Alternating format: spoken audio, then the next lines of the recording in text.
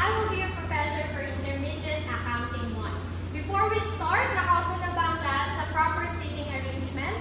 If not, then transfer to your assigned seats and please clear your tables, no books, just your notes because sasabihan ko na din naman kayo to read in advance so that you will have an idea for today's topic. And also, we will be having a graded recitation later, so every participation will be part of your class participation. Okay, so first, let's check your attendance. Mr. Aviso, Mr. Averia. So, meron ba akong mga names na hindi natawag? What's your name? Miss Garay. Okay, this is noted. So, let's now begin our discussion. So, our discussion is about inventories. For our objectives, by the end of this lesson, the student should be able to define inventories and identify their classifications based on PAS2, describe the scope and coverage of PAS2 including its exceptions, apply the general recognition criteria, and discuss instances of recognition exceptions, explain the principles of initial and subsequent measurement of inventories, and lastly, present inventories in accordance with the required financial statement presentation requirements. So now let's proceed to our topic.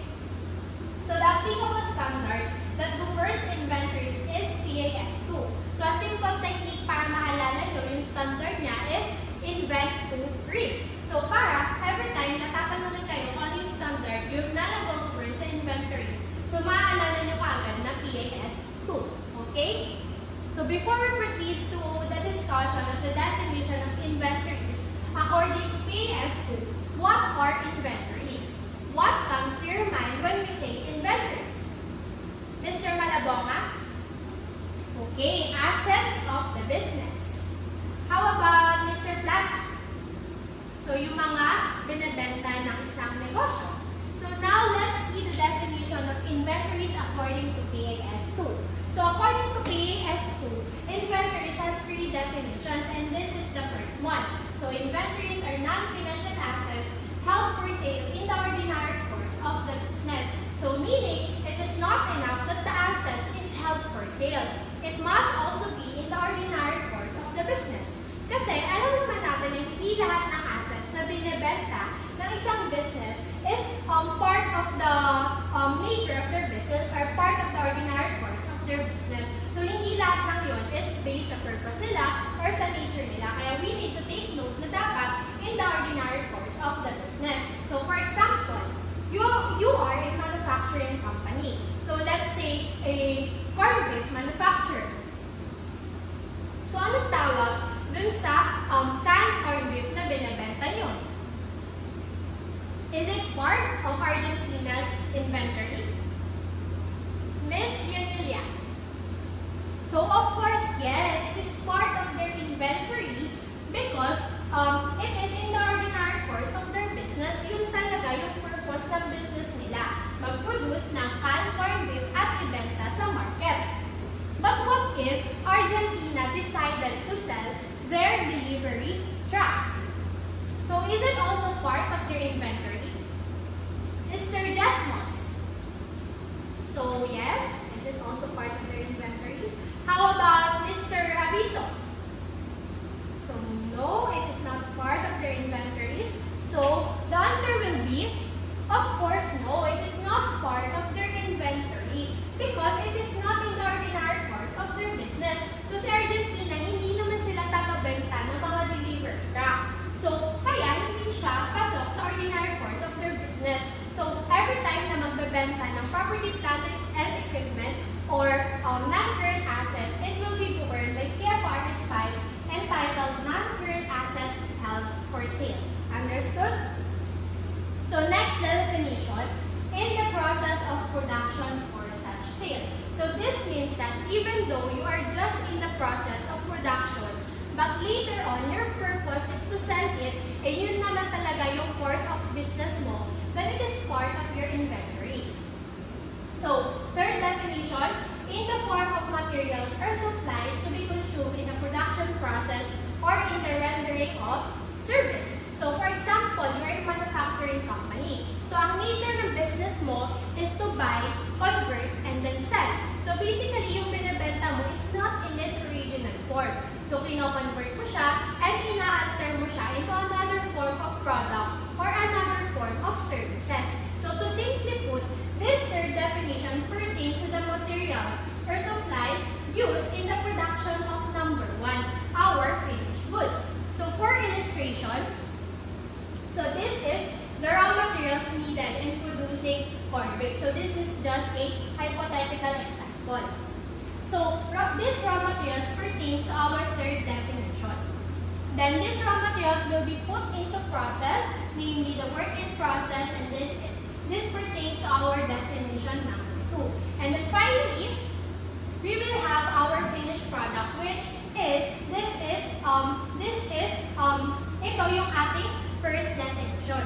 Okay? So these three definitions forms the different classes of inventories. So these classes of inventories changes depending on the type of the business. So for merchandising business, they only have one class of inventory, which is the merchandise inventory. Because ang nature lang naman ng business nila is to buy and sell. So kung ano lang yung binibili nila, yun lang din yung kanilang ibebenta. Kumbaga, mga-ready na sila para maibenta kagad. So unlike sa manufacturing business, they have three classes of inventories.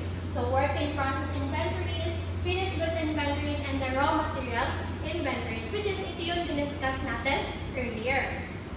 So lastly, for service businesses, they have one class of inventory also, which is the work in progress inventories. So the common misconception sa mga service businesses is wala silang class of inventory. Kasi ang kanilang pinaprovide is yung service nila, which is intangible. So kung intangible yun, paano sila magkakaroon ng inventories?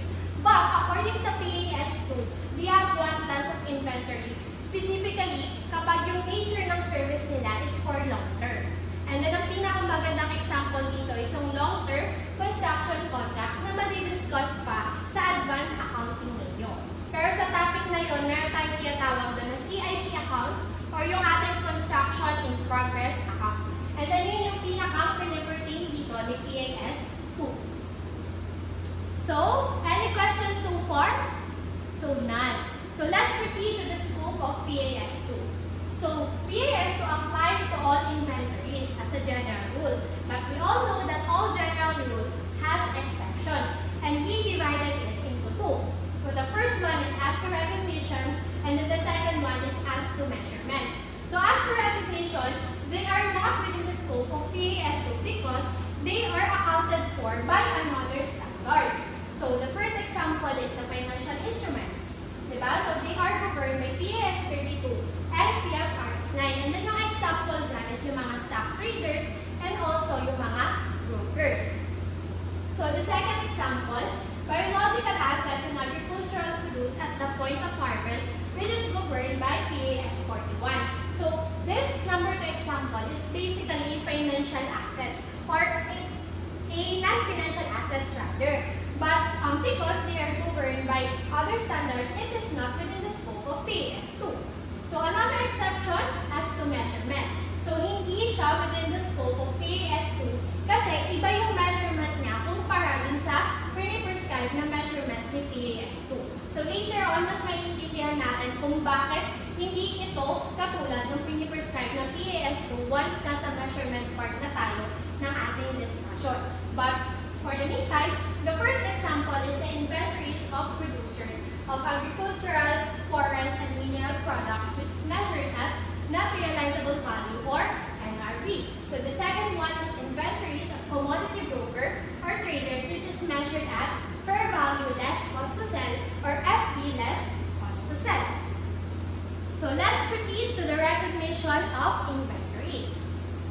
So inventories are recorded as assets and are reported on the balance sheet when these two following conditions are met. So take note na dapat dalawa sila ay mamimit para ma-recognize natin siya as inventory. So the first one, it is probable that the future economic benefits associated with the inventory will flow to the entity. The second one, inventories have cost or value that can be measured reliably. Again, the first condition is dapat probable na may future economic benefits.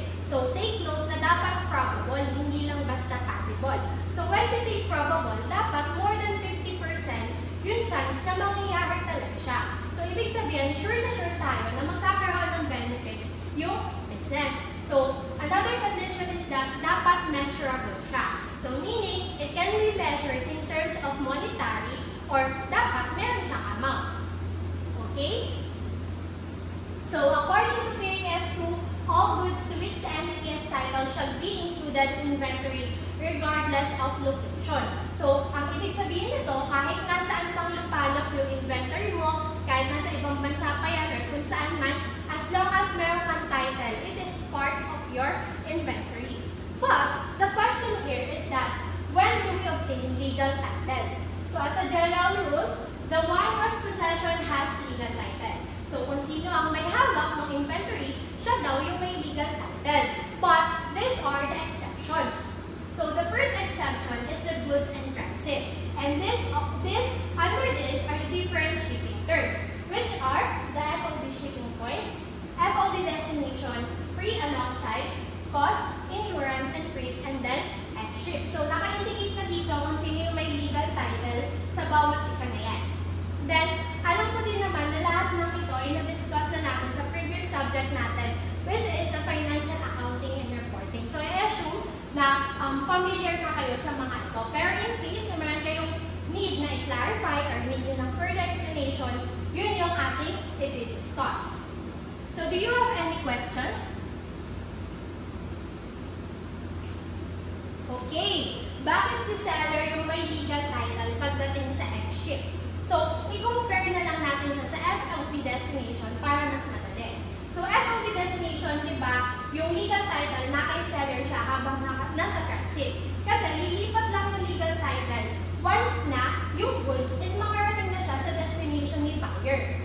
Pero sa X-ship, hindi kinakailangan na dumating yung goods sa destination ni buyer. So, as long as may baba na siya sa ship, kasi ang example dito, ang mode of delivery ay by water or by sea. So, kinakailangan ng barko. So, once na may baba na sa barko or sa ship yung mga goods, malilipat na yung ownership kay buyer. Pero habang naglalakbay dun sa dagat or dun sa tubig yung ating barko, ang ownership is na ay seller pa din. Okay, so any other questions aside from X-ship? None? Okay, so let's proceed to other exceptions. So we have the consigned goods, inventory financing arrangements, sale or return, sale on trial or approval, installment sale, layaway sale, bill and wholesale, and special order sale. So ganun pa din yung magiging process natin dito. Kung ano lang yung need ng further clarification and explanations, yun ang ating i-discuss. But before that, to check if may naaalala ba talaga kayo sa mga ito. So sino makakapag-explain kung bakit si consignor yung may legal title pagdating sa mga consigned goods? Anyone? Okay, Miss Viran. Okay, that's correct. Kasi si consignor pa din yung may-ari. Kasi basically, pinapabenta lang naman ni consignor kahit consignee yung mga goods niya.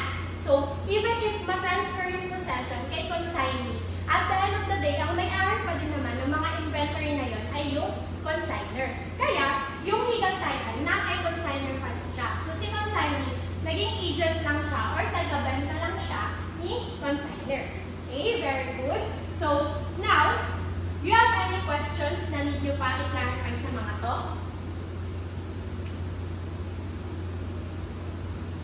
Okay, sale on trial or approval. So, bakit si seller yung may legal title? So, sa sale on trial or approval, in form, yes, may sale na naganap. Pero in substance kasi, wala. Na-retain lang ni seller yung ownership niya or yung legal title. So, ang example nito, halimbawa, si seller, nagbenta siya ng kotse kay buyer. So, ngayon, ipapatest drive ni seller yung kotse na yun kay buyer. So, dun sa duration na pinapatest drive ni seller kay buyer yung kotse, na-transfer yung possession. So, hindi ibig sabihin na yung legal title, malilipat din siya kay buyer. Kasi, tinetest drive pa lang niya. Once na ma-signify niya yung approval na bibili na niya, doon pa lang malilipat yung legal title. Pero all throughout na tinetesting yun ni buyer, kay seller pa din yung legal title. Okay, and other questions? None? Are you sure? Okay, so let's proceed to measurement. So according to PAS2, inventories is initially measured at cost. At yung cost na yun has three different elements. So the first one is the cost of purchase, the second one is the cost of conversion, and then the last one is the other cost. So these three costs, ito yung tinatawag natin na inventoriable cost kasi sila yung nagiging part ng cost ng ating inventory. So cost of purchase include purchase price, yun yung kung magkano mo siya nabili, import duties, yung cost ng pagpapa-import mo, recoverable taxes, ito yung mga VAT or yung value-added tax. And then we have the freight and handling cost, insurances, and then lastly, broker's commission. So for cost of conversion, ito naman yung cost na ginagastos mo para ma-convert yung raw materials into finished product. So syempre, kakailanganin mo ng direct labor ng mga manggagawa. And also, yung factory overhead, which is ito yung mga kakailanganin mo para mabuo yung finished goods. And then for other costs, these are the costs that are necessary in bringing the inventories into their present location and condition. So, kapag mayroon kang mga kailangan i-upgrade para mas maging functional yung isang inventory, yun yung ating other cost. And then dito, sinama na din natin yung mga exclusion sa cost natin para once na makita nyo siya sa problem, hindi nyo na kaagad siya papansinin kasi alam nyo na hindi naman siya part ng initial measurement. And what are this? So first, we have the abnormal losses, admin and selling expense, and also yung storage cost ng ating mga finished goods. So, let's proceed to the subsequent measurement. So according to PAS2, inventories are subsequently measured at the lower of cost or net realizable value. So meaning, kailangan muna natin i-compute separately yung ating cost at yung ating net realizable value. And then after natin silang i-compute, ipag-compare natin silang dalawa, and then kung sino yung mas mababa, yun yung ating magiging subsequent measurement. So paano tayo mag-compute ng cost? So dito pala sa cost dito, huwag kayong malilito dun sa cost din sa initial measurement. Huwag na huwag yung gagawin na yung sa initial measurement na cost is kukopyahin nyo na lang dito sa aking subsequent measurement kasi sinabi din naman na cost. So hindi, kasi magkakamali kayo. So yung cost kasi na sinasabi sa subsequent measurement is the ending balance or yung balance at the end of the period.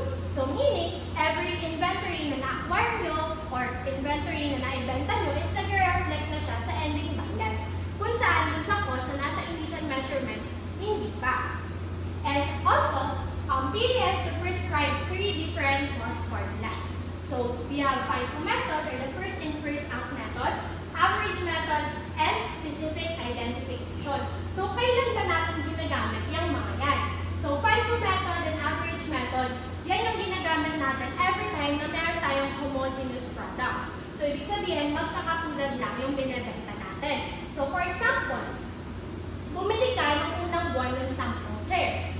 And then, ng pangalawang buwan, bumili ka naman ng 5 chairs. Ngayon, ng third month, may bibili sa'yo ng 4 na chairs. So dahil magkakasama na sa storage room, yung mga chairs na yun, hindi mo na ma-identify kung alin doon yung binili mo ng first month and alin doon yung binili mo ng second month. So para malaman mo kung ano yung ibebenta mo doon, gagamit tayo ng formula. So for average method, ganun din dahil magkakasama na sila and hindi mo alam kung ano yung ibebenta mo, i-average mo na lang sila. Okay? And then for specific identification, ito naman yung ginagamit kapag heterogeneous yung products mo. So meaning, you can identify which is which. So for example, chair and then table, yung binibenta mo. So ma-identify mo kaagad na itong table na to, binili ko to ng Monday. Itong chair na to, binili ko to ng Saturday. So doon, malalaman mo na kaagad kung ano yung ibebenta mo. Kaya hindi na niya kinakailangan ng formula. So paano naman natin i-compute yung net realizable value? So ito yung formulas on how to compute net realizable value. And I assume na familiar na kayo dito or nakapag-practice na kayo because this is discussed sa video lecture na sinend ko sa inyo. Okay? So bago ko pala makalimutan, so before, yung PAS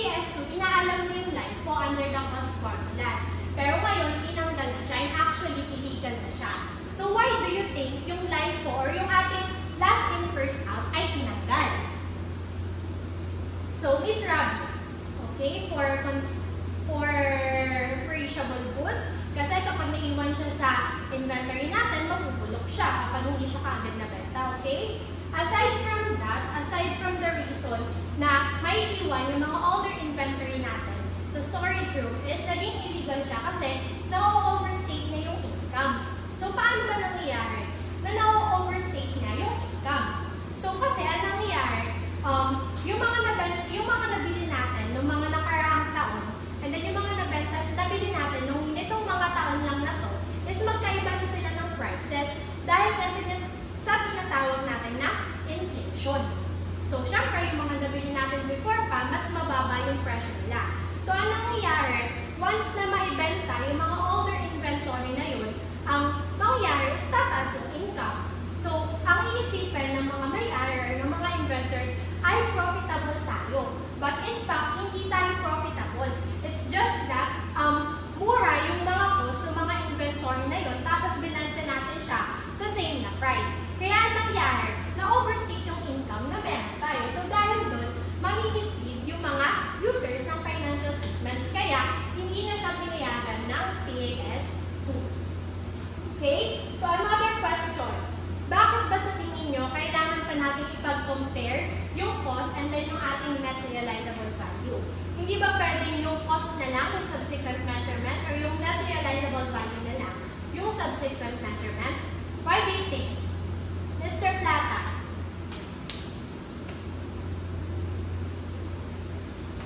So, for conservatism purposes, kasi syempre, di ba, ang pipiliin natin na amount is yung mas mababa, kumpara naman dun sa amount na mas mataas.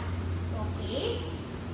So, pero, yung pinaka-reason, or yung aside from that, yung pinaka-reason kung bakit kailangan natin silang i-compare is because naka-base ito sa general accounting concept, kung saan no asset shall be carried over beyond or above its recoverable amount. So, meaning, hindi pwedeng mas mataas pa yung carrying amount o yung cost natin kaysa sa net realizable value. Kaya nga, every time na nangyayari yun, nagkakaroon tayo ng write-down kasi nga bawal siya sa accounting. Bawal na mas mataas yung cost kaysa sa net realizable value. Kaya nagkakaroon tayo ng inventory write-down. And then, the term write-down is synonymous to the word impairment, which is ang impairment, diba, is pagbaba ng presyo dahil sa paglipas ng panahon. So, yun din yung concept ng write-down. It's just that magkaiba lang sila ng term na ginamit. Kaya nga, kapag yung cost is less than sa net realizable value, hindi natin kinakailangan ng inventory write-down kasi in accordance naman siya dun sa ating accounting concept. Pero, kakailangan pa din natin ng write-down kapag meron tayong previous write-down. Okay, excuse me, sorry. So, kailangan natin i-reverse yung write-down na yun. Okay? So, any questions so far for our measurement for both the initial and subsequent measurement? None? So, yung next slide natin will be a simple test of knowledge para makita natin kung nakakasunod ba kayo or talagang nagbasa ba kayo ng book. So, i-indicate lang naman dito if the statement is true or false. So, for statement number 1, FIFO periodic and FIFO perpetual usually produce the same amount of ending inventory. Statement number 2, FIFO periodic and FIFO perpetual usually produce the same amount of cost of goods sold. And lastly, statement number 3, FIFO periodic and FIFO perpetual usually have the same process in accounting for inventory. So anyone who wants to answer? Ms. Villaseñor. So your answer will be letter D. So statement 1 and 2 are true, and statement number 3 is false. How about Miss Valerio? So later natin i-discuss yung sagot. So for you, C ang sagot, which is false lahat ng statement. So let's check. So correct, Miss Villaseñor. So statement 1 and 2 are correct because regardless kung ang gagamitin natin ay periodic or perpetual, same lang ng ending inventory and also ng cost of goods sold na makukuha. Pero hindi ibig sabihin na same lang din sila ng process ng pag-account ng inventory. Okay? Very good. So, let's proceed to our next slide, presentation in financial statements. So, inventories is presented under the current asset section of the statement of financial position. So, So later, yung next slide natin will be connected sa ating topic or yung real life example ng ating topic. So company related to the topic, so yung company na pinili ko is yung mga company na mataas yung inventory nila. And also, kumuha na din ako ng mga financial statements sa websites nila which is accessible naman or publicly available. So you can check this also after this class. So, makikita natin kung tama ba yung mga na-discuss natin or align ba siya sa nangyayari sa totoong buhay. So, yung company na nakuha natin ay San Miguel Corporation. So, alam naman natin na napakalaking business ng San Miguel Corporation. Kaya magpo-focus lang tayo sa San Miguel Brewery Incorporated. So, yung background of the company, San Miguel Brewery Incorporated is the largest producer of beer in the Philippines with 9 out of 10 beer drinkers preferring its brands. So, San Miguel beer products have consistently dominated the market for beer in the Philippines. So, sila yung largest alcoholic beverage segment. So, primarily, kumikita sila or nakakapag-generate sila ng income sa pamamagitan ng pagmamanufacture ng mga alcoholic beverages, both flavored and also yung mga non-alcoholic beverages. So, let's proceed sa material accounting policies. But, before pala tayo mag-proceed sa next slide, so, di ba, manufacturing company daw siya. And, ilan nga ulit ang classes of inventory kapag manufacturing company? We have 3. And what are that? Raw materials, work in process, and finished goods inventory. Very good. So, material accounting policies. So, ito yung mga material accounting policies sa financial statement ng San Miguel. So, makikita natin sa first sentence pa lang yung ating 3 class of inventories, namely finished goods, goods in process, and raw materials inventory. And also, binanggit na din dito yung mga measurement na ginamit, which are the cost, and also yung ating net realizable value. So, sinabi na din nila dito kung ano yung gagawin if ever magkaroon ng write-down, which is in accordance naman sa naging discussion natin earlier. So, ngayon naman, is ito naman yung inventory portion sa ating financial statements. So, ito yung statement of financial position ng San Miguel, and then makikita natin dito yung portion ng inventories. So, di ba, based sa discussion natin kanina, so, inventories is presented under the current asset section of the statement of financial position. So, for now, i-familiarize nyo na lang muna yung amount ng mga ito, and then once na i-check natin yung notes to the financial statements, titignan natin kung paano tayo nag-come up sa amount na yan, and then ano yung breakdown. Okay?